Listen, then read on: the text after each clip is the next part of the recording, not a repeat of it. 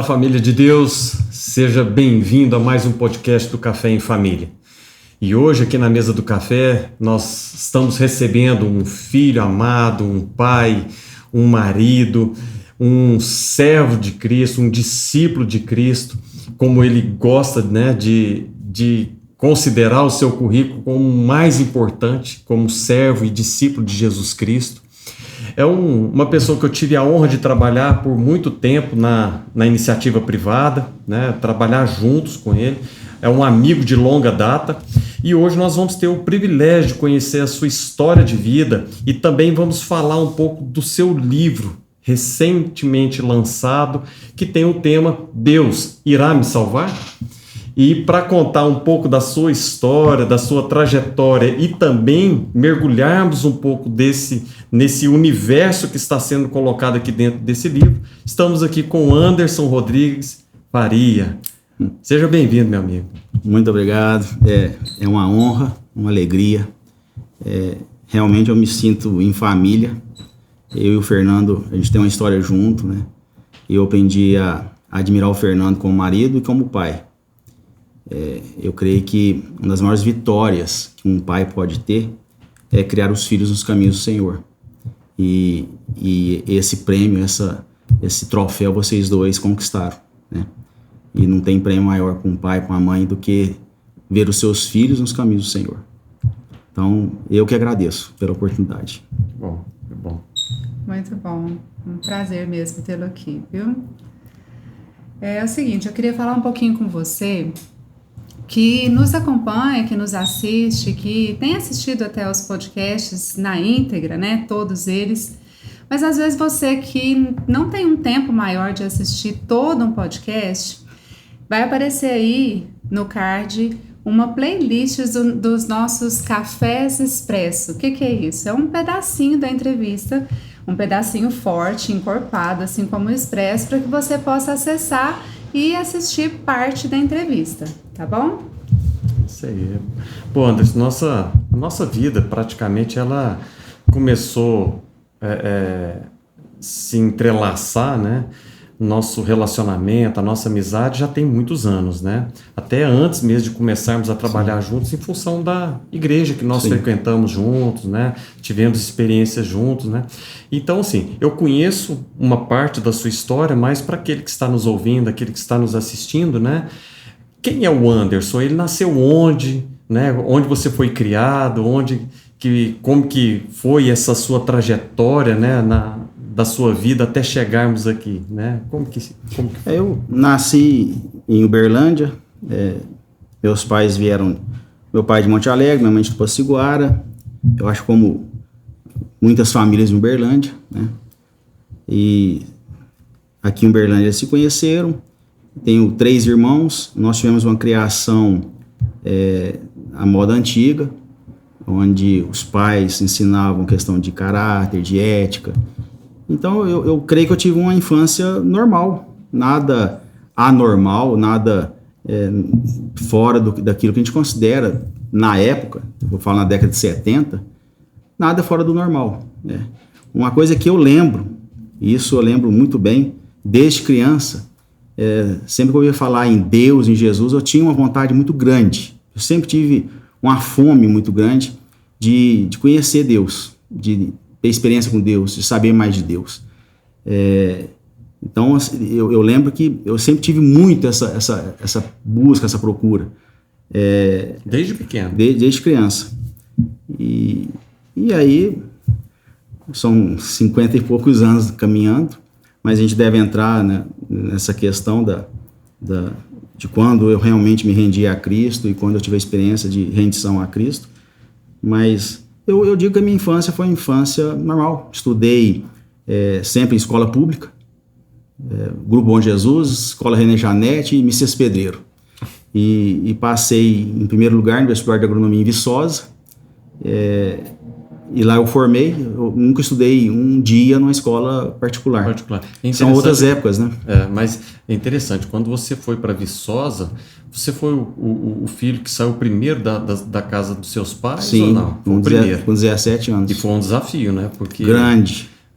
Uma família provavelmente muito próxima, né? Muito unida, né? Você e seus irmãos, seus pais, né? E de repente sair para uma outra cidade. Viçosa, apesar de ser Minas, 800 e poucos quilômetros de Uberlândia, a gente levava quase um dia de ônibus, né? Tinha que pegar um ônibus para Belo Horizonte e um de BH para Uberlândia. Então, a gente só vinha em feriado longo. E teve semestre que eu fiquei o semestre inteiro sem vir. Então, era minha mãe chorando em Uberlândia e eu chorando em Viçosa. E naquela época não tinha nem WhatsApp, não. Telefone era de orelhão. Depois das 11, 0800 era mais barato. Então, eu tinha que ligar para cá depois das 11 da noite, no fim de semana. Olha só. E foi um período de quê? Foram 4 anos que você esteve lá? 5 anos. De 85 a 89. Foi uma experiência incrível, né? Foi. Cresceu muito ali, Ana? Muito. Eu recomendo. É bom sair de casa. É, né? Mas com base, né?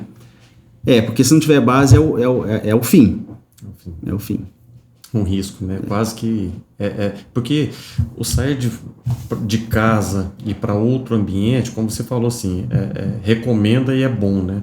Mas eu vejo também assim que dependendo de como está estruturado emocionalmente, como foi criado, como que foi trabalhado questões de princípios e valores, se não foi muito bem alicerçado, é jogar para a beira de um precipício, né? Eu não era cristão nessa época. Eu lembro que eu rejeitei droga, rejeitei essas coisas pesadas por respeito aos meus pais. Porque eu lembro quanto que meu pai e minha mãe falavam sobre isso e somente pelo respeito aos meus pais que eu nunca nem experimentei. Não foi por um princípio de fé cristã, foi por respeito aos pais. É criação, né? É criação. Por isso que nós estamos falando aqui sobre questão de fundamentos, né? De como foi construído os pilares que sustentam a vida. Porque mesmo diante de intempéries e de ofertas, daquilo que realmente o mundo oferece, quando está alicerçado, pelo menos com princípios básicos, você consegue sustentar um pouco. Agora, se você não tem isso, e principalmente não tem Jesus, aí acabou. Aí é a beira do precipício mesmo. Que infelizmente é o que acontece todo dia. E seu encontro com Jesus, ele se deu nessa época? Você estava na faculdade ou não? Durante toda a época da faculdade, como eu tinha eu gostava de Jesus, eu li 7 vezes o Novo Testamento, enquanto no universitário. Eu lia, todos os dias antes de dormir, eu lia o meu Novo Testamento. E para chegar na Universidade de Viçosa, não tem 2 caminhos, só tem um caminho. E nesse um caminho, a gente passa de frente à igreja presbiteriana. E na época eu falava que eu não gostava da igreja católica, não gostava de crente, e que eu tinha a minha própria religião, que a minha religião era eu ler o Novo Testamento. E assim eu fazia. Mas eu morria de vontade de entrar numa igreja evangélica, mas eu tinha um preconceito muito forte. E assim foram 4 anos. Em janeiro de 89, que era meu último ano de curso, eu fui fazer um estágio. Apesar de eu ter feito agronomia, eu direcionei meu curso para nutrição de ruminante. E a Granja Resende tinha um gado de corte, um gado Nelore muito bom. E eu tinha uma vontade muito grande de fazer um estágio na Granja Resende para conhecer o manejo, o gado de corte deles, o gado Nelore da Granja Resende. E eu comecei, no dia que eu comecei o estágio, começou também um estudante de veterinária da UFO. E no primeiro dia, eu lembro que no primeiro dia, eu era metido a falar de Deus para os outros. E eu falava daquilo que eu não conhecia, mas eu falava. Eu falei para ele muito de Deus. E ele ficou calado, ele era caladão e tal. No segundo dia, ele falou de Jesus para mim. E ele falou de um jeito. Eu falei, gente, esse cara fala de Jesus. O jeito que ele fala, assim, ele fala como se ele conhecesse, né? Aí eu falei para ele, olha, você fala assim de Jesus como você conhece Jesus. Ele falou, não, mas eu conheço Jesus, eu me relaciono com Jesus. Eu falei, eu também quero me relacionar com Jesus. Ele falou, então vem na minha igreja. Aí a minha namorada, na época, ela era de uma família mais espírita e a minha família era mais católica, mas nós fomos. E ali naquele primeiro contato, foi a primeira vez que eu ouvi de alguém que eu deveria me entregar a Jesus, me render a Cristo, abrir minha boca e declarar que Ele era meu Deus, era meu Senhor. Eu, no primeiro dia, eu já fiz isso. Eu já estava doido de fazer isso, eu só não sabia que tinha que fazer. Entendi. E assim, foi instantâneo. Foi instantâneo. E esse irmão é o Leonardo Sorna. que infelizmente para nós, né? Esse ano o Senhor o levou, ele está lá com o Senhor, ele está super bem, graças. Mal estamos nós, mas ele está super bem, né? Pro crente em Jesus, não existe morte. Não existe morte. Né? Pro crente em Jesus, o pior período da vida é aqui na Terra, né? Então, é ruim para quem fica, mas para quem foi, está na glória com Deus. A gente vive com essa perspectiva do até logo, né? Até logo. Até logo. Um dia nós veremos Cristo face a face, junto com os nossos irmãos, formando, né, essa noiva linda que Deus está adornando para um dia levar, né, para estar com Ele, né? Ele está bem, graças a Deus por isso, né? Nós que estamos ainda sentindo a dor, né, da ausência, né? Porque é sempre bom, é sempre muito importante. É difícil lidar ainda com esse processo da ausência da pessoa, né? Mas como você mesmo falou, nós que somos, que temos uma esperança em Cristo diferente das pessoas que não têm essa esperança, né? Nós sabemos que foi apenas um até logo. Sim. Né?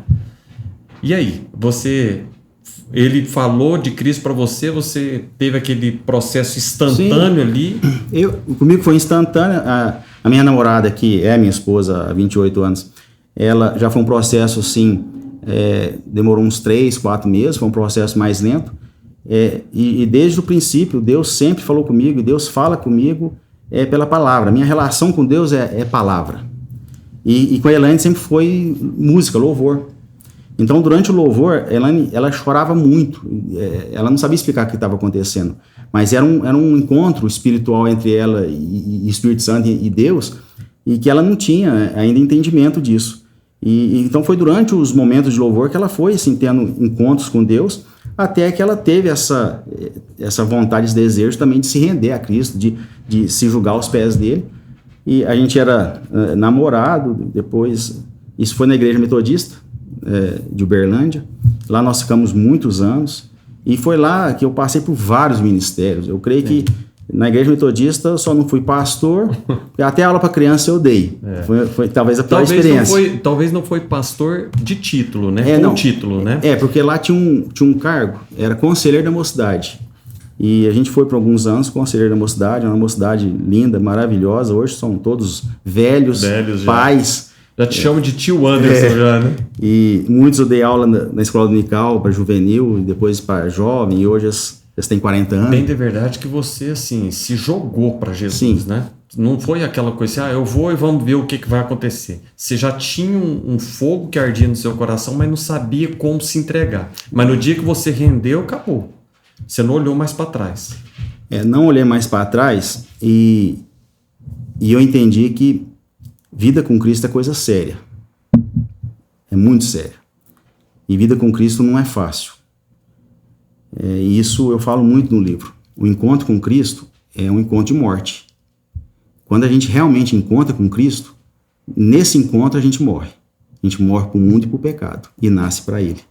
E se assim não for, então, na verdade, não houve um encontro com Cristo. Houve um entendimento, houve um convencimento, houve você gostou da historinha ou da bênção, mas não houve um encontro verdadeiro com Cristo. Eu te entendo, Anderson. Eu concordo com você. A gente também fala que é como se você se relacionasse apenas com Jesus histórico, né?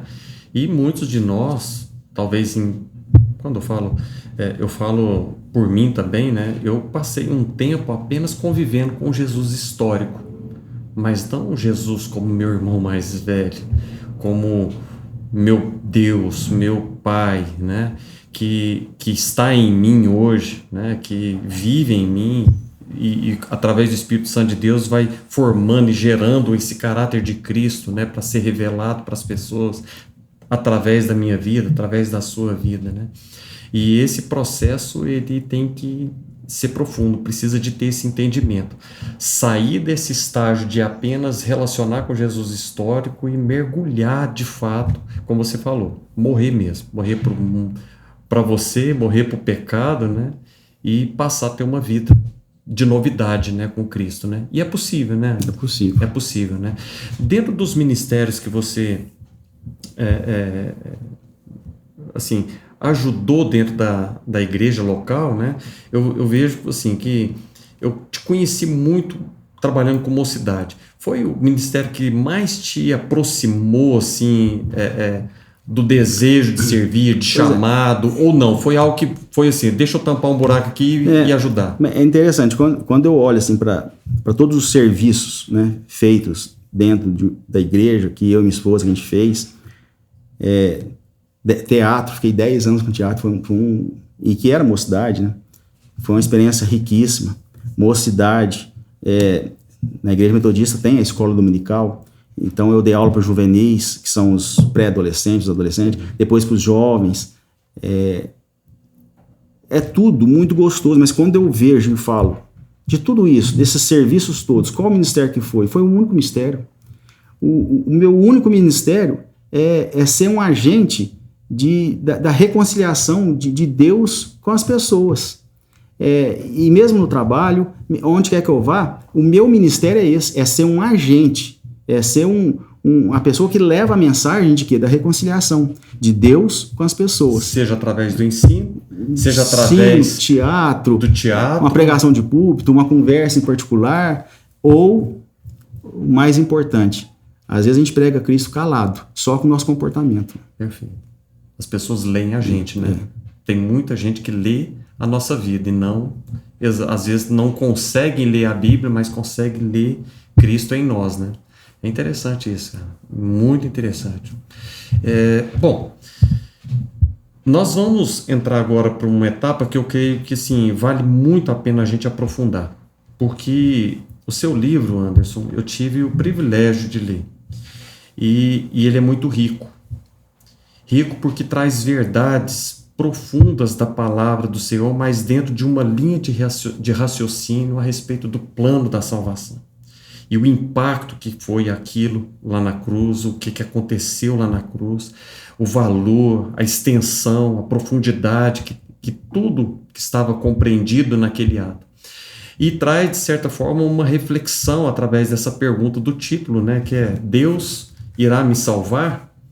E eu confesso que eu estava lendo e fiquei assim, que hora que vai ter essa resposta, porque realmente foi muito bem construído, né, o livro, a mensagem, a linguagem que foi aplicada aqui dentro, e até chegar realmente nessa resposta que realmente descortina, né, descortina os nossos olhos para enxergar realmente a profundidade daquilo que é a mensagem principal da cruz do Calvário, né?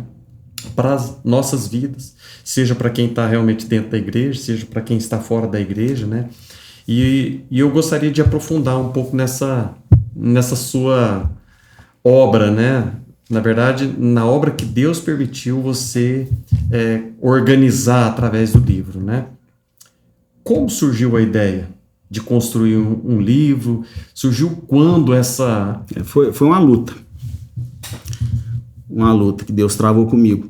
Eu tenho o capítulo que eu falo passando pelo deserto, ali eu conto um pouco da história, da trajetória minha e da Elaine, com relação a ter filhos e tudo. Mas quando o João Vitor nasceu, em 2011, assim que ele nasceu, passado um tempo, igual eu falei, Deus sempre falou comigo, a minha relação com Deus é muito pela palavra. Eu lembro quando eu trabalhava no teatro, as peças, Deus, ele falava comigo das peças sempre durante o louvor. Durante o louvor, estou louvando e Deus vai falando comigo. E assim foi também com o livro. Um belo dia, Deus falou assim, você vai escrever um livro. E ele me deu mais ou menos o roteiro. Só que essa questão de Deus falou comigo é complicado, porque não é fácil a gente identificar e separar aquilo que é a voz de Deus, aquilo que é a nossa própria voz, às vezes a voz do inimigo. Eu já errei muito, Quando eu olho para trás, eu vejo que em alguns momentos eu acreditei a Deus algo que era meu. Então, a gente ter convicção de que é algo de Deus, eu não aceitei de imediato. Isso é coisa da minha cabeça. E eu falava, gente, quem sou eu para escrever um livro? E ele já tinha a ideia do porquê. E eu olhava lá no ramo frutífero da nossa igreja, Nossa igreja tem um instituto lá dentro que já formou não sei quantos teólogos, né? Então, lá dentro da minha igreja tem 200 pessoas que conhecem mais Bíblia que eu. Então, estou falando de uma comunidade pequena. E aí, dentro de Uberlândia, dentro do Brasil, então, quem é Anderson para escrever um livro, sem tem tantas pessoas mais capacitadas, com mais conhecimento bíblico que eu para escrever? Então, aquilo foi ficando. Mas você não vive em paz. Quando a gente não cumpre o propósito de Deus, a gente vive sem paz. E os anos foram passando e várias vezes Deus ficava me falando. E quando eu vi uma pregação com algo um pouco distorcido, na hora da pregação Deus falava: você tem que escrever. Você tem que escrever. Uma coisa que a gente ouve o tempo todo nas igrejas hoje, quando eles falam em aceitar Jesus. Quando eu vejo um pregador falando em aceitar Jesus, aquilo me dói, aquilo me parte por dentro. Eu sangro por dentro. E tem um capítulo aí que eu falo dessa questão, desse mau hábito que foi criado dentro das igrejas evangélicas, dessa expressão que não existe em lugar nenhum da Bíblia, colocando o homem na posição de aceitar a Cristo. É o contrário. Jesus veio para que Deus o Pai nos aceitasse. Isso. Deus o Pai só nos aceita por Cristo, e não o homem aceitar a Cristo. Então, todas as vezes que as coisas iam acontecendo, aquilo ia me sangrando, e eu lutando, e quando veio em dezembro, 2 anos atrás, eu falei: Senhor, chega, eu não aguento mais, eu estou em pecado, não dou conta mais. Não estou cumprindo o propósito, né? Eu vou escrever. Vou escrever e aí depois é com o Senhor, mas eu vou escrever. Eu assentei, em 15 dias o livro estava escrito. Foram 15 dias. Trabalhando, né? Eu escrevi à noite e fim de semana, porque o livro estava todo pronto na minha cabeça. Ele já estava todo pronto. Na verdade, foi uma construção de uma vida, né? Foram. É uma construção de uma vida. Era só mais organizar e colocar no papel, né? Então foi fácil. Aí depois foi achar a editora. Veio a pandemia, 2 editoras cristãs se interessaram, mas depois eles deram a resposta que pela pandemia eles não estavam lançando o livro. Quando teve a Fontenelle que se dispôs e a gente fez. Do dia que a gente assinou o contrato até o livro estar pronto, foram 6 meses. Então é um processo longo, É um né? processo longo. É um processo longo. Tem revisão, edição. 3 revisões. 3 revisões. É todo um processo. Né? Apesar que, aí do jeito que Deus me deu a missão, mas eu tive alguns sonhos, né? Eu queria muito que o prefácio fosse do pastor Francisco. E assim que o livro ficou pronto, ele leu e aí ele fez o prefácio. E eu queria muito que a pessoa que mais me ensinou sobre a obra de Cristo na minha vida foi a pastora Janice, metodista. Na época ela era uma evangelista, ela foi minha professora de português no Messias Pedreiro, isso na década de 80, quando eu não estava nem sonhando em ser crente. E ela fez a revisão bibliográfica de português. Uhum. Inclusive ela falou assim que eu tenho mania de vírgula. Ela deve ter tirado umas 5.000 vírgulas do livro. e ela é teóloga, né? Ela fez uma revisão teológica, só que, veja bem, dentro da visão metodista, né? Sim. Entendi. Legal, mas foi uma etapa de construção, né? E, bom, entrando para dentro, vamos mergulhar aqui agora no conteúdo, né, que Deus colocou no seu coração.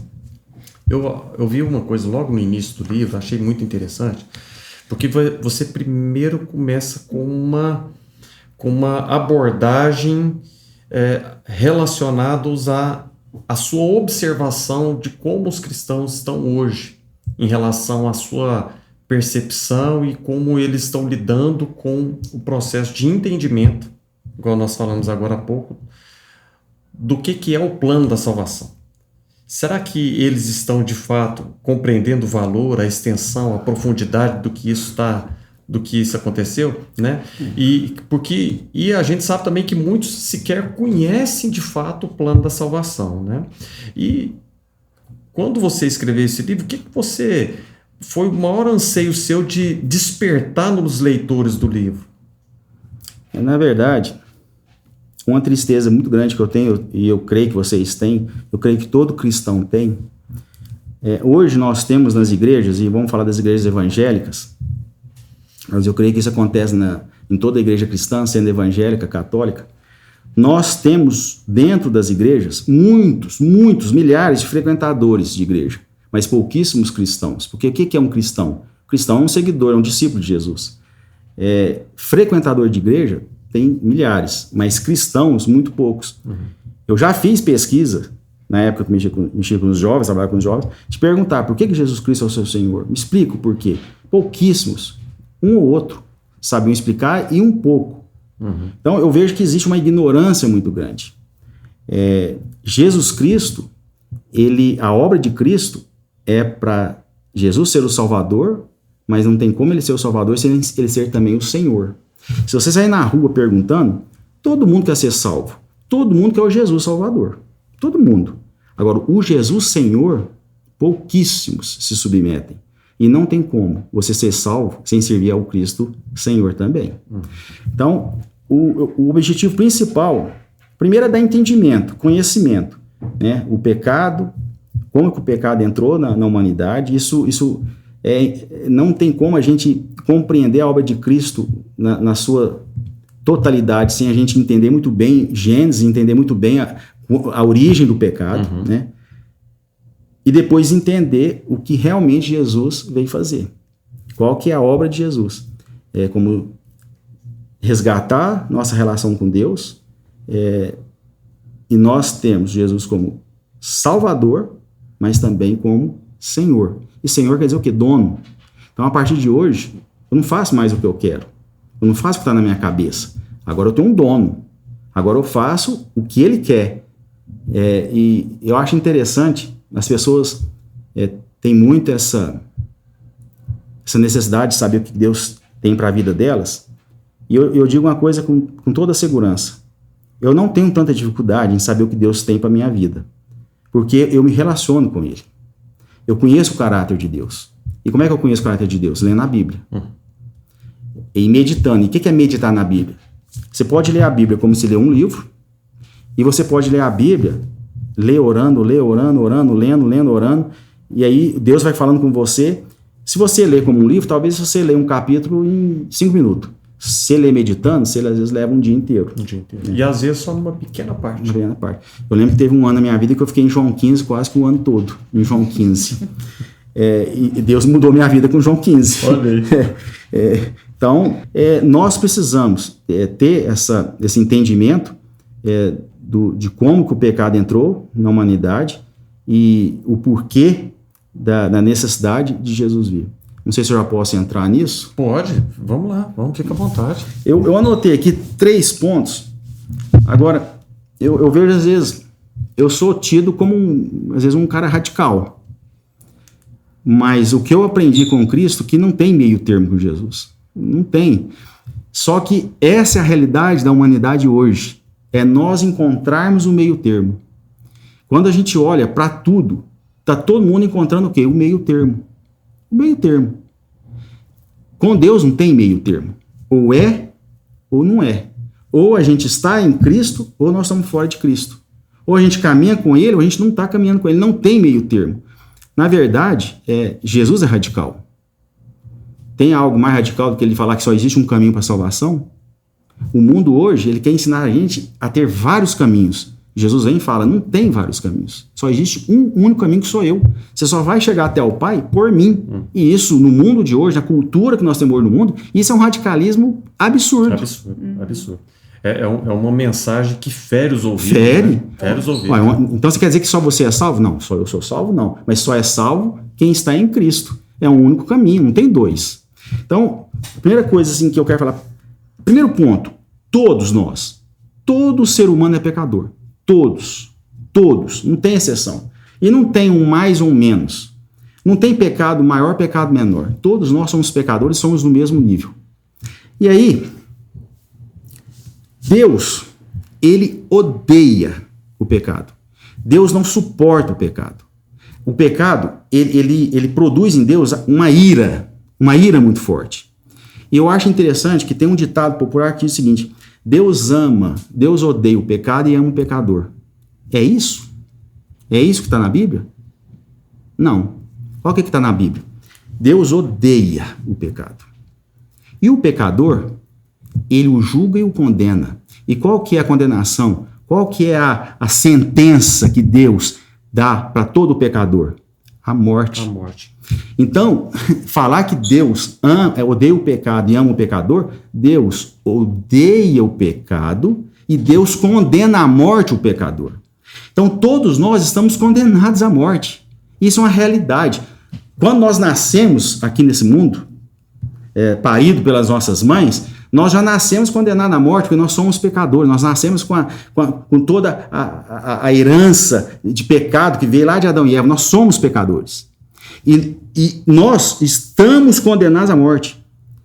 Deus nos condena à morte. O pecado, ele gera em Deus uma ira. Imagina Deus irado. Mas é isso que o pecado gera. As pessoas não têm temor disso, porque a gente não vê isso. Mas se a gente tivesse a condição de enxergar a ira de Deus pelo pecado, eu acho que a gente não teria condição de aguentar, visualizar Deus irado pelo pecado. E a ira é tão forte, e ele nos julga, nos condena e dá a sentença. E nós somos condenados. O nosso destino, pelo nosso pecado, é a morte. E não há nada que o ser humano possa fazer que o livre disso. Não há nada que o ser humano possa fazer que o tire da sentença de morte estabelecida por Deus pelo nosso pecado, que gera nele uma ira tamanha. O salário do pecado é a morte. Então, o nosso destino é a morte. A alma que pecar, essa morrerá. Né? Você está falando aí, tá pulando os versículos. Um exemplo de radicalidade é quando Jesus fala assim, aquele que olhar com intenção impura, um homem que olhar com intenção impura para uma mulher, ele já adulterou. E aí, se a gente colocar o homem, a raça humana, não sobra... Não. Ninguém se safa, né? Ninguém está fora disso. Porque né? a lei, ela trazia um peso, mas quando chegou Jesus, ele apertou ainda mais, né? Arrochou um pouquinho ele arrochou ainda mais, para você ver que realmente existe esse lado radical, né? Aliás, não é lado radical, ele é totalmente radical, né? Não tem um lado radical. Então, a gente vê realmente esse espaço que, assim, o evangelho não é um processo fácil que eu posso transitar e vamos ver no que dá. Ele existe um processo de, assim, afunilamento, né? A porta estreita. A porta é estreita, não é isso? E é isso que mais ou menos você está querendo passar, né? Para quem está nos ouvindo, né? É isso. É isso que eu quero. Mas aí não tinha solução, né? Nós não tínhamos solução. Só Deus, que ele encontrou a única solução, né? Que é o plano de salvação. Deus Pai, e aí entra o meu entendimento de trindade. Como diz, eu não sou um teólogo, eu leio a Bíblia, eu tenho o meu entendimento, e quando eu não entendo algo, eu fico naquilo, eu com Deus e lendo a Bíblia até eu entender. Quando meu menino morreu, eu queria entender onde é que estava, naquele momento da história. E eu fiquei 1 ano atrás disso. Eu tenho o meu entendimento, eu não converso com os outros porque tem 200 teólogos falando coisa diferente, mas eu tenho o meu entendimento, eu estou em paz com o meu entendimento. Mas a trindade, a relação, a forma que eles se relacionam, Deus Pai, Deus Filho, Jesus Cristo, né, Deus Espírito Santo, a nossa cabeça humana ela é muito pequena para entender como que a trindade se relaciona. Como que são 3 em 1, em 3, a gente não... Então, eu não tento entender essa complexidade porque eu não vou conseguir entender. Mas, eles estabeleceram, Deus Pai estabeleceu, que Jesus Cristo viria, né?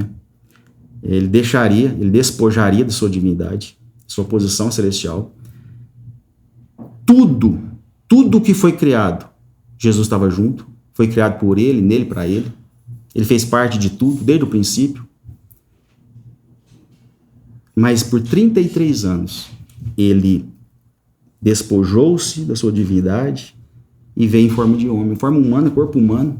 Jesus, ele sentiu dor, ele sentiu frio, ele sentiu calor, deve ter tido dor de barriga, ele sentiu tudo que um ser humano sente, né? Foram 33 anos preso nesse corpo. Até os 30, ele trabalhou, foi carpinteiro, foi pedreiro, mas ele estudou muito, né? Ele estava preso no corpo humano. O conhecimento que ele adquiriu não foi Deus, o Pai, que colocou tudo na cabeça dele. Não. Precisou de fazer. Ele estudou muito. ele estudou muito. Precisou ser construído, né, como pessoa também. Na verdade, os 5 primeiros livros, né, que é o que eles tinham na época, né? Pentateuco. O Pentateuco. Então ele estudou. E o ministério dele foi um ministério fulminante, foram só 3 anos, mas foi muito intenso. Foram 3 anos intensos, né? E aí a gente chega, no final dos 33 anos, na cruz, que é a minha grande paixão. É aquele momento da cruz. Porque tudo termina ali e tudo começa ali. A cruz, ela é uma divisão de tudo. A cruz é o momento mais importante da história do ser humano. Porque ali termina a nossa vida para o pecado, e ali começa a nossa vida com Deus. A cruz, ela não só divide o mundo ocidental e antes e depois de Cristo, ela divide a vida de um ser humano, né? E ali na cruz, e isso eu coloco no livro, que é uma coisa linda demais, Jesus, ele não foi morto na cruz porque Pôncio Pilatos foi covarde, ou porque os líderes judeus foram invejosos, ou porque o povo quis soltar Barrabás. Não, Jesus, ele veio para ser morto na cruz. Jesus foi sacrificado na cruz. E quem foi que sacrificou Jesus na cruz? Deus Pai. Então, a única forma de Deus nos perdoar, porque Deus, ele é justo, Deus é justíssimo, e ele não anularia a nossa pena, e ele não anulou a nossa pena, ele não passou a mão na nossa cabeça e falou assim, tá bom, eu perdoo os seus pecados. Ele não fez isso, ele não perdoou o nosso pecado dessa forma, ele não anulou a nossa pena, pelo contrário, quando Jesus foi sacrificado na cruz, sobre Jesus foi lançado todos os nossos pecados. Todos os meus pecados, desde o primeiro pecado que eu cometi até o último que eu vou cometer, talvez no último suspiro da minha vida, todos os pecados de todos nós, de todo mundo que está assistindo, foi lançado sobre Jesus. E aí o que acontece? Quando eu vejo Jesus no Getsemane, e lá ele suou sangue, e ele estava numa luta, ele estava numa angústia profunda, gente, ele sabia o que viria, mas a maior luta dele não é porque ele ia apanhar até sangrar, não é porque ele ia ser xingado e cuspido, ou ia pôr uma coroa na cabeça. Isso sim, ele estava angustiado por causa disso, mas a maior angústia dele não foi essa. Ele suou sangue, não foi por isso. É porque na hora que ele estava na cruz, teve um momento, Jesus, Deus Pai, não tem parte com o pecado. Deus Pai não suporta o pecado. Deus Pai se ira com o pecado. E na hora que Jesus estava na cruz com o pecado de toda a humanidade, não tinha como Deus Pai ter parte com Jesus. E naquele momento, Jesus está lá na cruz, Deus Pai vira as costas para Jesus. E pela primeira e única vez na história da Trindade, a Trindade foi separada.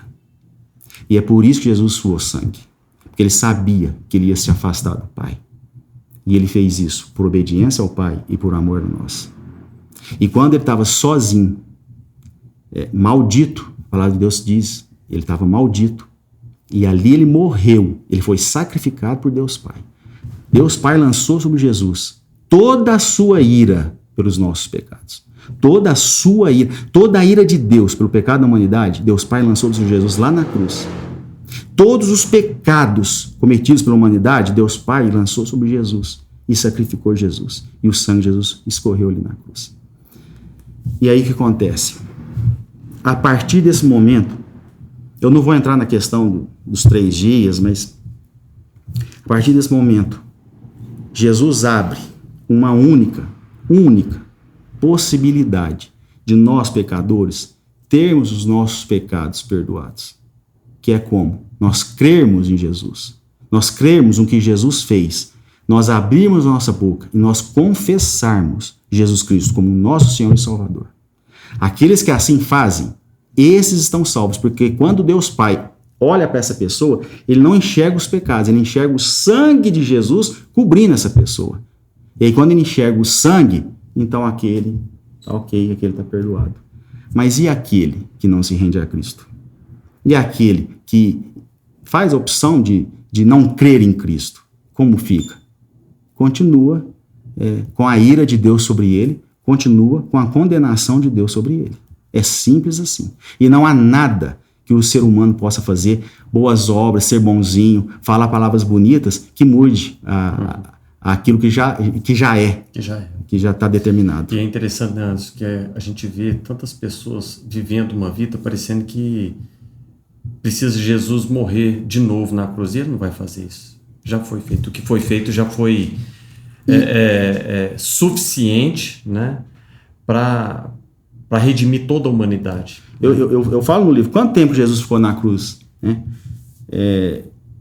Somente o tempo para morrer.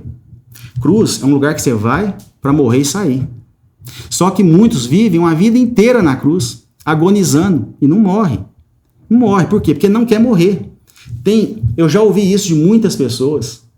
Elas estão, por exemplo, elas aceitam morrer para todos os pecados, menos para prostituição, menos para sexo. Não, todos os outros eu morro, mas para isso eu não morro. Então, aproveite o máximo. Continua porque agonizando. O máximo que você vai ter na vida é o que você vai ter até o dia que você morrer. É interessante para você que está nos ouvindo e nos assistindo. Tem uma parte do livro que o Anderson coloca de uma maneira muito clara, muito objetiva, mas discorrendo a respeito, desde Gênesis até esse momento na cruz, de uma maneira assim, tão sóbria, né, e tão tranquila, que facilita o entendimento a respeito de tudo isso que você está compartilhando. Então, eu recomendo, é uma leitura assim, realmente fantástica, porque isso nos reconecta, é uma mensagem libertadora, né, Anderson? Porque muitas das vezes a gente ainda está preso, tantos cristãos que ainda às vezes está com uma mensagem líquida, né, muito superficial, muito básica, e que não às vezes não compreende. Às vezes está caminhando com Cristo, está dentro da igreja, mas não consegue compreender ainda a profundidade de tudo isso que você está falando. Né? O que acontece quando a gente morre para o mundo e nasce em Cristo? A partir daquele momento, o Espírito Santo de Deus, e isso, eu quis começar em Gênesis para mostrar justamente isso. Porque quando o homem pecou, o homem, assim como Deus, né, a Trindade, Deus Pai, Deus Filho e Espírito Santo, o homem também foi criado em 3 dimensões. Nós somos um espírito, temos uma alma e habitamos num corpo. Nós temos 3 dimensões. E cada dimensão nossa tem seus sentidos. E o espírito é a parte nossa que se liga a Deus e se relaciona com Deus, porque Deus é espírito. Então, a nossa dimensão que relaciona com Deus é o espírito. Com o pecado, o nosso espírito foi apagado. É como uma lâmpada que queima. E você não consegue mais ter essa afinidade com Deus. Mas quando você morre para o mundo e nasce para Cristo, se rende a Cristo, acontece um milagre. O Espírito Santo de Deus vem habitar nessa pessoa. Antes de Jesus, Deus habitava na arca. Quando Jesus morreu na cruz, o que aconteceu? O véu rasgou e Deus saiu da arca. E ele habita onde hoje? Dentro das pessoas rendidas a Cristo. Ele vem e o Espírito Santo vem e passa a habitar em nós. A lâmpada, o que acontece? Ela acende. Você começa a ter aí uma relação com Deus. Então, a partir do momento que você se rende a Cristo, o Espírito Santo vem habitar em você e uma coisa começa. O caráter de Jesus começa a ser produzido na sua vida.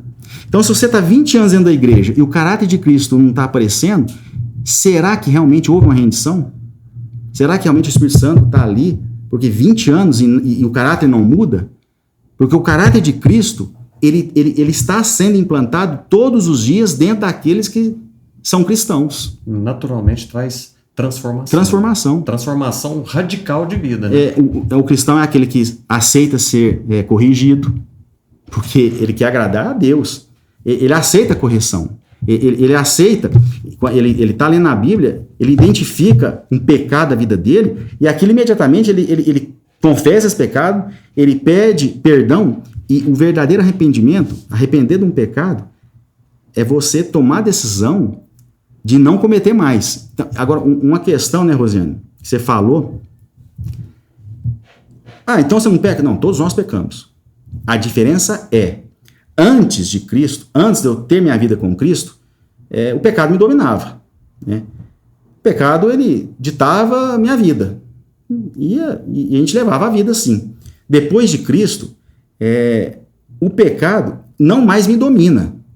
Mesmo eu ainda pecando. Mas aquilo não é mais, não faz parte mais do meu DNA. O meu DNA agora é o Espírito Santo. Mas toda vez que eu peco, isso aí não tem como, né? No segundo que você está pecando, você já identificou aquilo. E às vezes passa 10, 15 segundos, se você foi com alguém, você já vai buscar esse alguém para pedir um perdão, para fazer uma reconciliação, se é com Deus, você já pede, quer dizer, é diferente. Mas já não tem paz para pecar. Não tem. Não tem. Você não vive mais para pecar. O pecado acontece, mas eu digo, é um acidente, não é mais um comportamento, né? É verdade. Entendi, Isso mesmo. Você falou aí dessa ira de Deus, né, Anderson? E eu fiquei pensando aqui, Isaías 53, a Deus agradou moê-lo. Por quê? Porque ele não gostava do filho dele? Não, por causa do ódio do pecado, né? Dessa ira. Então, Jesus aplacou a ira de Deus que era sobre nós. Jesus entrou na frente e a ira de Deus foi aplacada nele, né? Nós não pagamos, mas Jesus, para ele, custou tudo. E tudo não foi morrer apenas na cruz, né? Foi deixar a glória, porque eu creio que deixar a glória foi muito pior do que ter sido moído naquela cruz. Ter se esvaziado, como você falou, né? Desceu e se esvaziou, deixou a glória para vir habitar e andar aqui, comedor de feijão, né? Igual a gente aqui, né? Eu fico pensando, Jesus escovava dente, gente, não é? É difícil, né? A gente religiosa, às vezes. Porque ele às vezes banheiro, a carapuça religiosa traz uma certa divindade, mas ele foi 100%. Ele era 100% Deus, mas era 100% humano. E é muito bom saber disso, porque é essa identificação, né? Ele sabe, ele andou nessa terra, ele sabe. Ele pode me acudir, ele pode me socorrer, ele viveu, ele foi tentado em todas as coisas. Tudo, porém sem pecado. Então, quando a gente é tentado, ou até quando a gente peca, ele sabe as aflições do ser humano aqui, como são as aflições, não porque alguém contou para ele, mas porque ele viveu. Isso é venceu, lindo, né? Viveu e venceu. E venceu. É, e que boa nova é essa, né, gente? Eu tô quase convertendo aqui. Mas interessante, Anderson. Na sua opinião, você acredita que essa mensagem ela está sendo pregada de forma clara hoje nas igrejas? Fernando, na nossa comunidade, sim, né? Eu não posso, eu conheço outras comunidades e eu gosto de ver alguns vídeos, e quando eu vejo alguns vídeos eu fico assustado. E aí eu vejo que a grande maioria das igrejas não pregam o evangelho de Cristo. Por que hoje os frequentadores de igrejas são tão frágeis e fracos?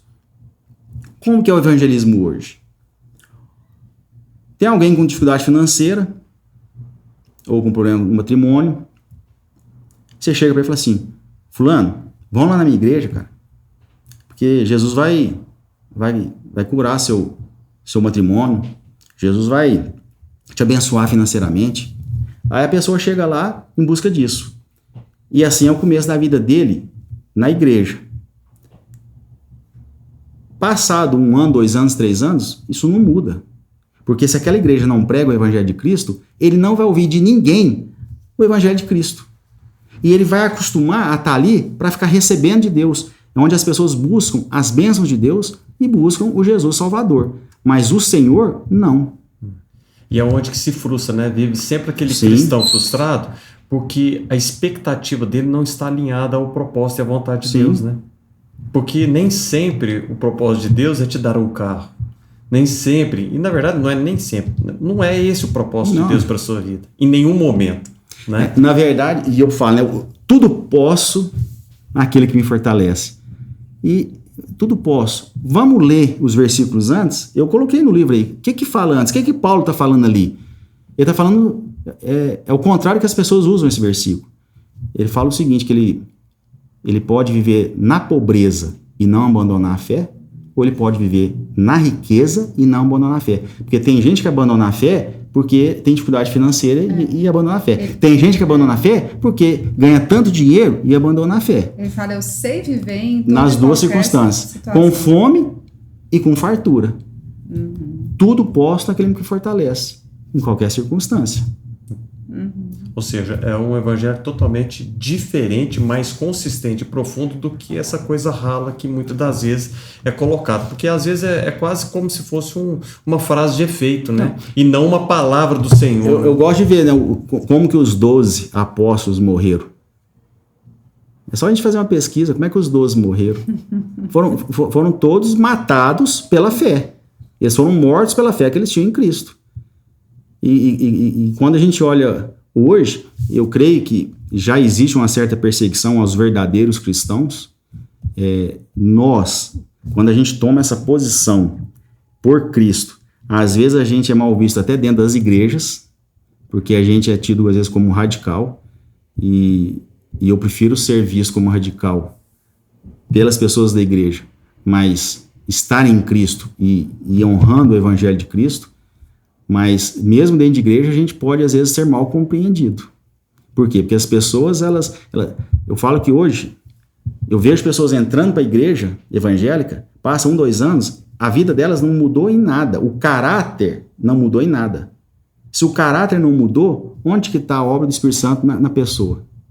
Se o caráter não está sendo transformado. É verdade. E entrando um pouco mais a fundo, e eu acredito assim, é algo que eu confesso para você, e para quem está me ouvindo, eu creio que você vai ter essa oportunidade, caso você tenha o interesse de ler o livro, né? E eu te estimulo, te incentivo a fazer isso. Mas tem um capítulo que você dedicou para falar sobre um deserto que você e sua família passou, né? Eu confesso que eu li do início do capítulo até o final, eu li chorando, porque as histórias de vida, elas vão consolidando, né, na nossa vida uma experiência, um aprendizado, gera uma maturidade, mas quando ela é consolidada em Deus, aquilo é algo que sedimenta de tal forma que transforma para nunca mais voltar à condição anterior que nós estávamos, né? E eu gostaria que você pudesse contar aqui para nós aqui um pouquinho do que está nesse capítulo, falar um pouquinho sobre esse deserto. Pode ser? Sim.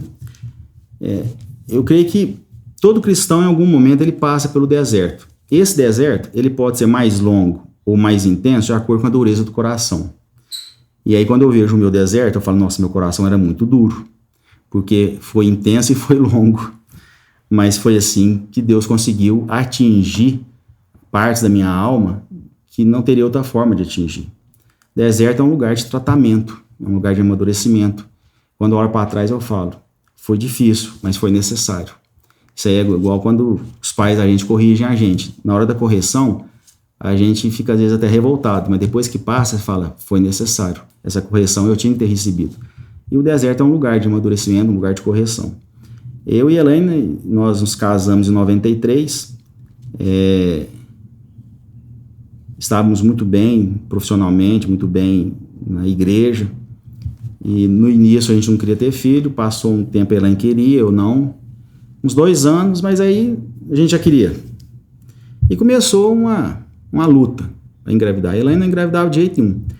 Fizemos todos os exames, não tinha nada errado nem com ela nem comigo. E assim os anos foram passando, até que a primeira vez ela engravidou em 2005. Quer dizer, nós já tínhamos 12 anos de casado. Ela engravidou, foi uma alegria muito grande. Quando ela me contou, cheguei de viagem, ela me contou. Eu fui na farmácia, comprei 3 testes. Marcas diferentes? Fizemos, deu tudo positivo, porque eu não acreditava, era demais. Uhum. E foi uma gestação muito tranquila. Ela aproveitou demais, ela fez hidroginástica o tempo inteiro, tirando muita foto. O processo, curtiu, ela curtiu. No 6º mês de gestação ela teve uma gripe forte, mas ela foi num médico, num infectologista bem conhecido em Uberlândia, fez uns exames e falou, não, tá tranquilo. Aí ele nasceu, o Pedro Henrique nasceu umas 2 semanas antes. E no hospital que ele nasceu, o pai não assiste o parto. Aí a médica, a doutora Cecília Pimenta, pessoa que eu amo demais, Maria Cecília Pimenta, né? Sim, acho que é Maria Cecília. E ela estava ainda na sala de cirurgia, eu tava assim no berçário, isso era de madrugada, 7 de setembro. Aí ela chegou com o neném assim, quando eu vi o neném, eu levei um susto. O neném mais feio que eu já vi. Esquisito. E ela falou assim, ele tem algum problema, ele tem 7 sintomas. O fígado é 7 vezes maior, e foi falando as coisas. Eu não tive o prazer e a alegria de ser pai. Porque ali você já... O mundo desabou. Não, e você já liga o modo sobrevivência e já vai lutar para ver o que faz e tal, aquela coisa. E assim começou a nossa luta, foram alguns meses assim, ele ficou bonito, ele foi crescendo, foi engordando, era surdo dos 2 ouvidos. Na gravidez, naquela gripe, um tal de citomegalovírus passou pela placenta e atingiu o neném e gerou isso. Eles falaram que geralmente morre, mas ele nasceu. Aí foi uma luta muito grande, tudo nele era muito intenso, ele teve, regurgitava, né? Era refluxo no grau máximo.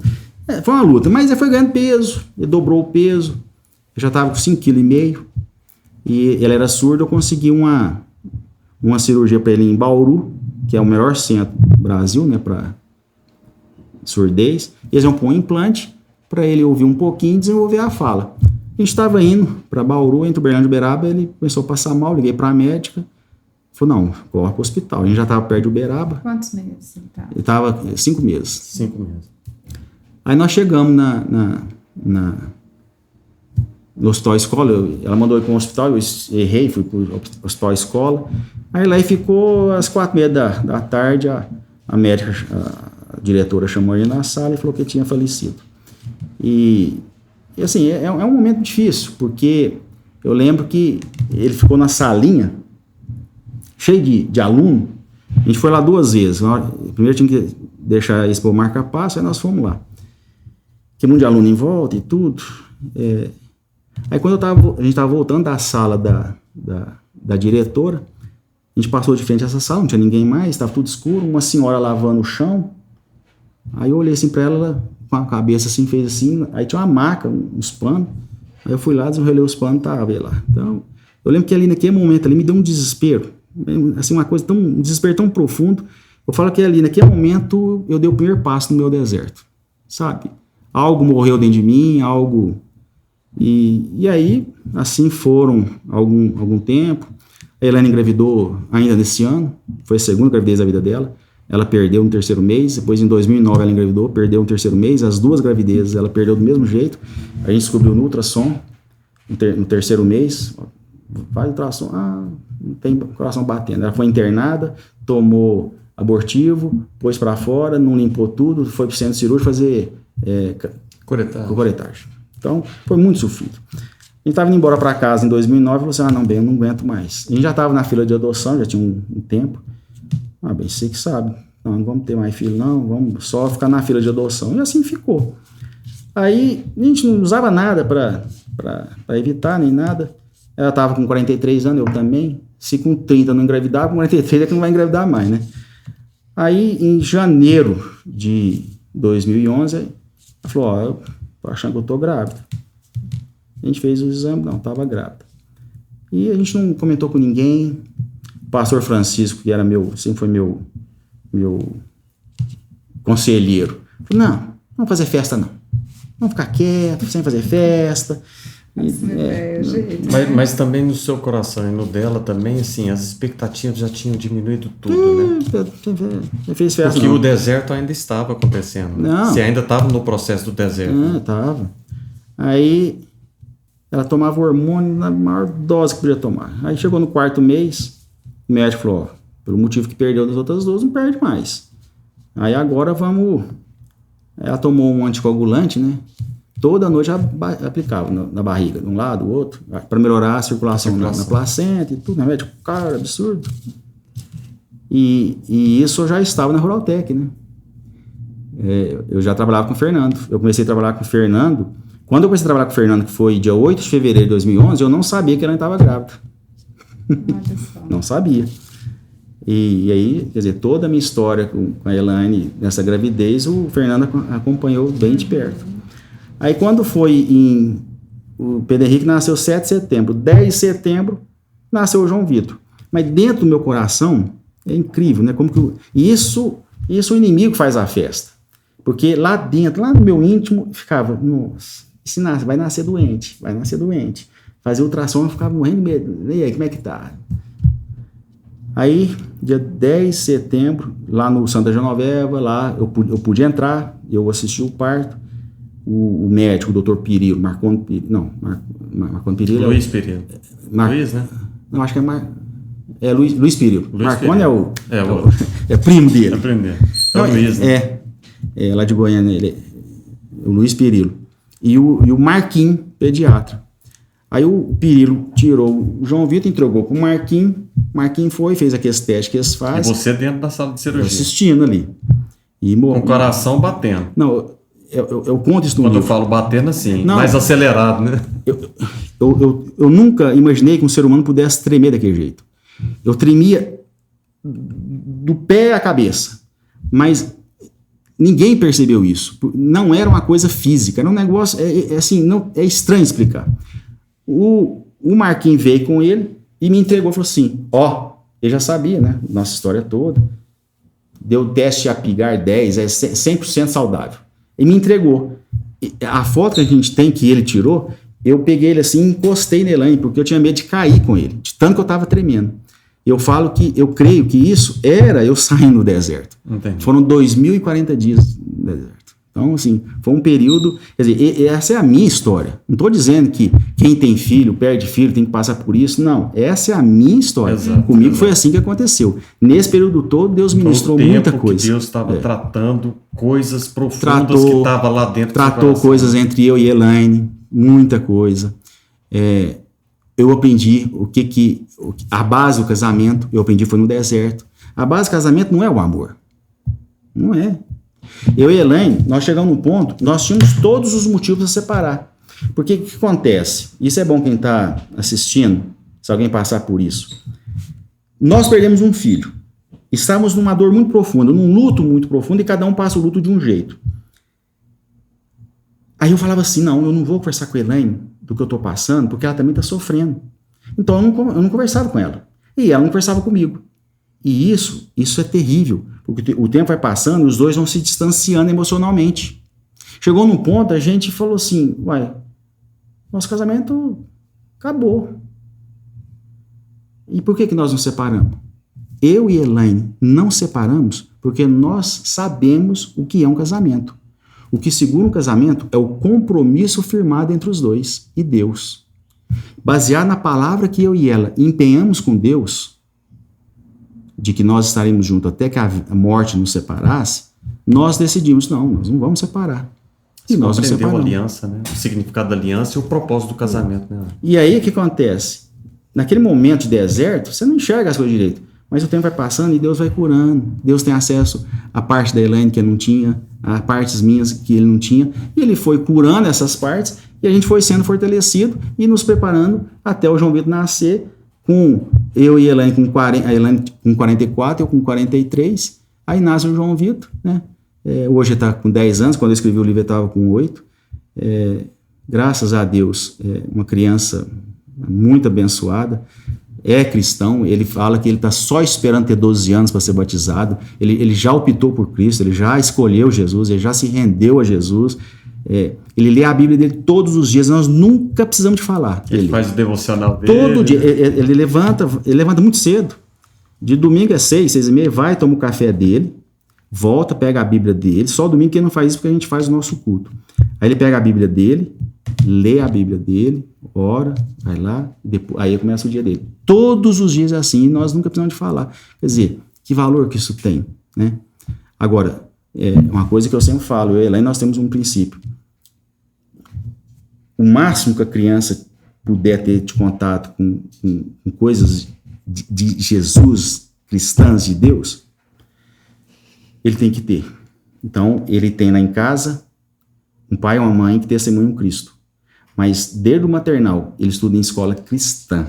Escola que prega o evangelho de Cristo. Por quê? Ele passa 5 horas do dia na escola. Então, tem que ter continuidade. Não pode ter divergência. E a igreja, infelizmente, com a pandemia, a gente deu uma parada de congregar, e eu tenho um pensamento com relação à vacina para criança. Eu gostaria que a gente já estivesse levando ele. A Elaine quer que ele seja vacinado, então a gente ainda não tem um acordo nessa questão. Mas eu creio que a gente tem que voltar a congregar com ele, com vacina ou sem vacina. Então são os 3 lugares que a criança tem que ter Cristo: dentro de casa, na escola e na igreja. E sempre alinhado, né? Porque você está criando um ambiente com um determinado tipo de princípio e valor, e de repente você joga ele na cova dos leões ali, junto com os lobos. Vai ter pressão.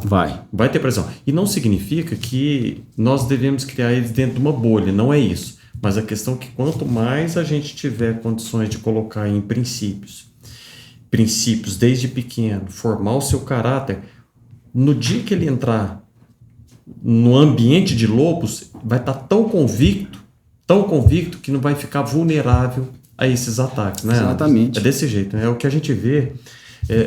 Eu vejo hoje uma necessidade muito grande a respeito do ambiente, principalmente o ambiente de faculdades, né? Das universidades. É um ambiente realmente muito hostil. Muito. Né? E hoje, assim, quanto mais nós conduzirmos os nossos filhos dentro dos princípios e dos valores, na hora que eles chegarem nesse momento, eles vão estar mais fortes para suportar a pressão que esses ambientes vão trazer para os nossos filhos, né? E aí, sim, formarem, crescerem, entenderem seus propósitos. Então, Fernando, se todos os casais cristãos criarem seus filhos dentro desse princípio, para que eles sejam fortes em Cristo, eles vão ter força lá na faculdade. Vou te contar, voltar lá na minha história. Lá em Viçosa. Quando terminou as férias, eu já convertidão, porque eu converti, né, em 10 segundos. Eu voltei para Viçosa. O que eu fiz? Primeiro sábado, onde que eu fui? Na igreja presbiteriana, ela é IPV. Fui no culto da mocidade no sábado, primeiro sábado. E eu tô lá e tinha um colega meu de turma. 4 anos que nós éramos a mesma turma. Aí no final do culto ele chegou e falou assim: Anderson, você aqui? Falei, você aqui? Não, eu sou daqui. Ou seja, 4 anos que... 4 não, ele era nascido e criado na igreja. Era um agente secreto. Eu não fazia a mínima ideia que ele era cristão. Não revelava em nada. Pelo contrário, né? Às vezes tem tanto medo de... Por quê? Porque não tem firmeza na fé. Não tem convicção, né? E é isso que eu quero que esse livro ajude. Alguns jovens já leram. Ninguém tem que optar por Cristo, mas tem que saber quando optar, pelo que ele está optando. Verdade. Quando ele decidir por Cristo, ele tem que entender certamente que decisão que ele está tomando, porque isso não é brincadeira e não é fácil. Ser cristão não é fácil e cada vez vai ser mais difícil. Quando eu vejo o que o mundo está virando, ser cristão cada vez vai ser mais difícil. Então, a decisão por Cristo não é brincadeira. Quando alguém tomar a decisão por Cristo, ele tem que estar consciente de qual decisão que realmente ele está tomando. Legal. Muito bom mesmo, Anderson. Mensagem importantíssima. Eu creio que foi assim fundamental a gente abordar esses temas. O seu livro traz essa explicação de forma clara, objetiva, e eu tenho certeza que abençoará muitas vidas, como eu fui muito abençoado, muito impactado, né, pelas histórias que aqui está, né?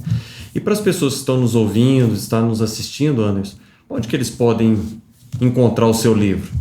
Ele está na Submarino, Americana,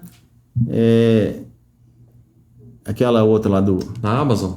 Eu acho que é o menor frete. Agora, o pessoal de Uberlândia, que não quiser pagar frete, tem o meu e-mail, que é luminus@terra.com.br. Só mandar um e-mail para mim, eu levo na residência da pessoa. O valor de R$25 é o valor. Tanto nos sites quanto aqui, o valor é o mesmo. A diferença é que aí não tem frete. A gente vai colocar na descrição, sim, né, para quem quiser, no seu e-mail, que aí já entra em contato direto com você, né? Que bom. Anderson, foi um prazer, cara. Assim, na verdade, para quem não convive com o Anderson, você perde a oportunidade de conviver, porque é um ser humano assim ímpar, um irmão em Cristo assim excepcional, que sempre coloca a gente para cima, que sempre tem um olhar diferente, um olhar de retidão, um olhar assim extremamente ético em tudo que fala. Uma das coisas que mais caracteriza você, Anderson, pelo relacionamento que a gente sempre teve, né, nesses últimos anos, trabalhando junto também, é a sua retidão em tudo. É algo assim que sai pelos poros. As pessoas que estão do lado conseguem entender isso, a honestidade, a retidão no falar, no proceder, né?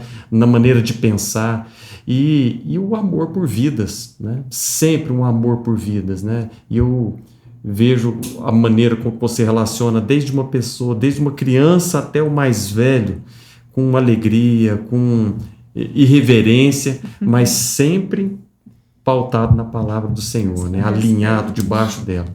Eu te agradeço demais pelo privilégio de ter dividido a sua história aqui com a gente, né?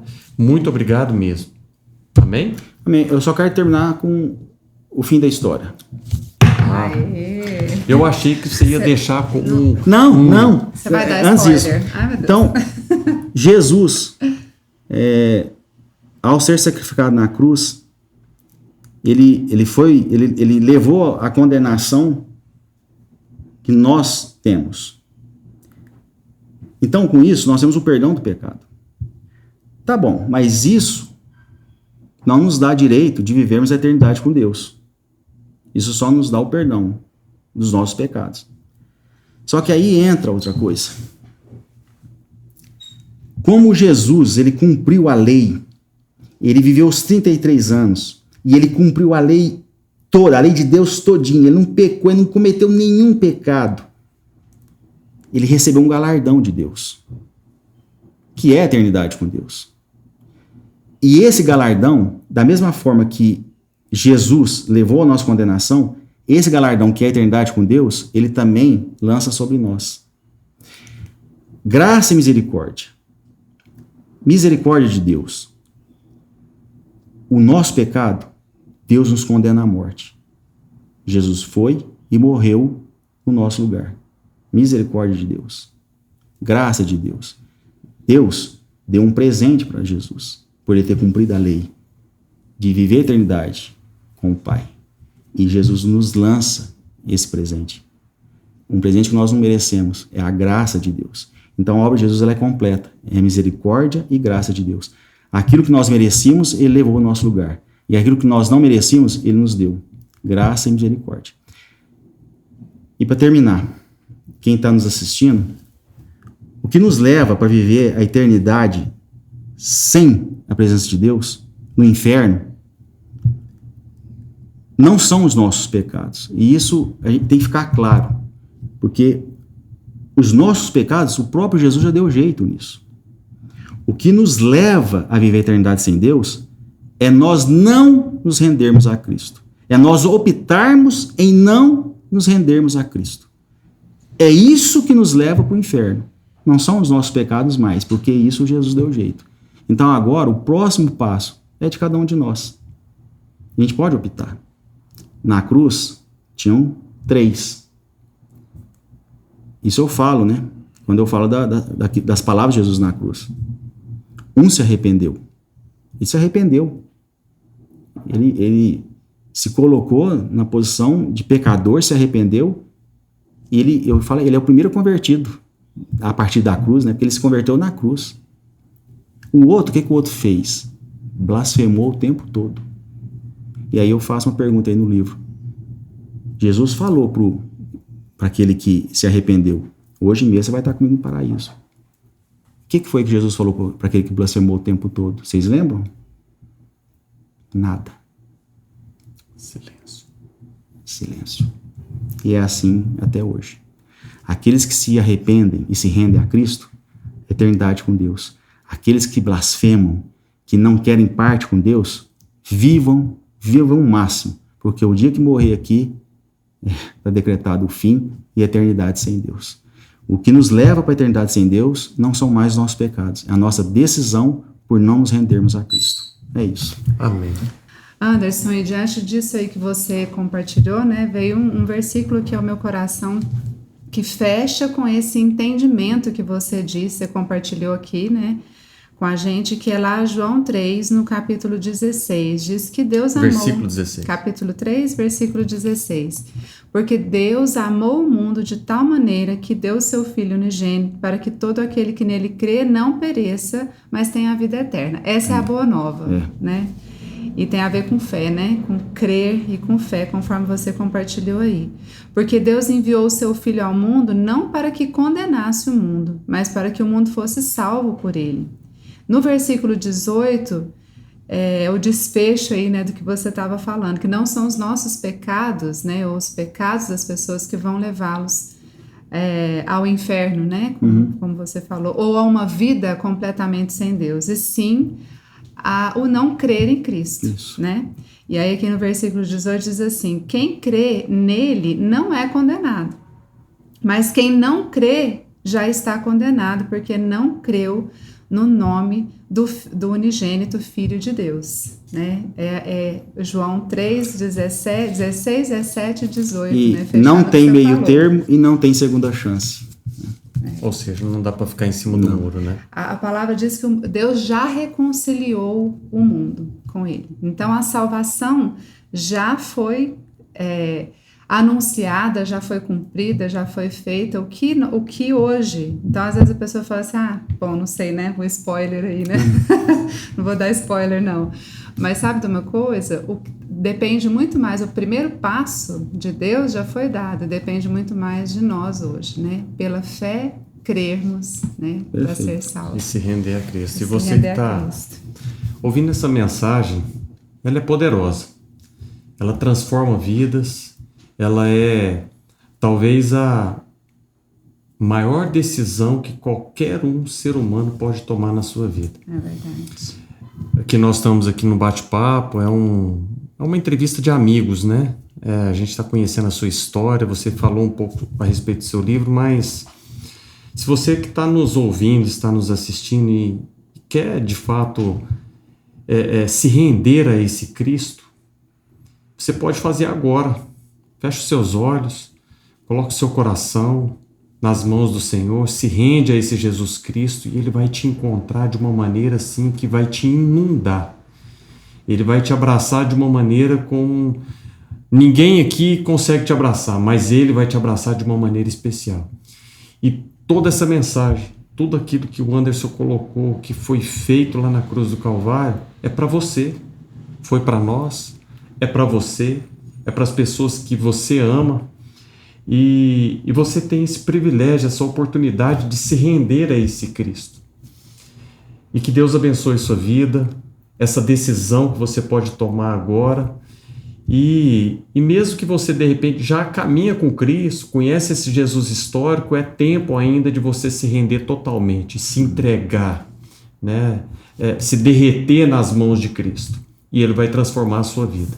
Não para te dar um carro ou te dar qualquer outra coisa que talvez é um sonho seu, pessoal, mas Ele vai te dar a oportunidade de viver debaixo de um propósito. E o propósito de Deus, seja na riqueza ou seja na pobreza, seja em qualquer circunstância, é o melhor que tem para as nossas vidas, eu não tenho dúvida disso. É isso aí, Amém? É isso Amém. aí. Então, faz uma coisa agora. Curte esse vídeo. Compartilha, se quiser comentar, vamos conversar lá, comenta. Mas, principalmente, compartilha esse vídeo com as pessoas que você ama, as pessoas que você se importa, as pessoas que você não ama também. Compartilha, tá bom? Deus abençoe a sua vida. Um abraço. Obrigada, Anderson. Obrigado, Anderson. Eu que agradeço. Obrigado mesmo. Amém. Privilégio. Um beijo no seu coração.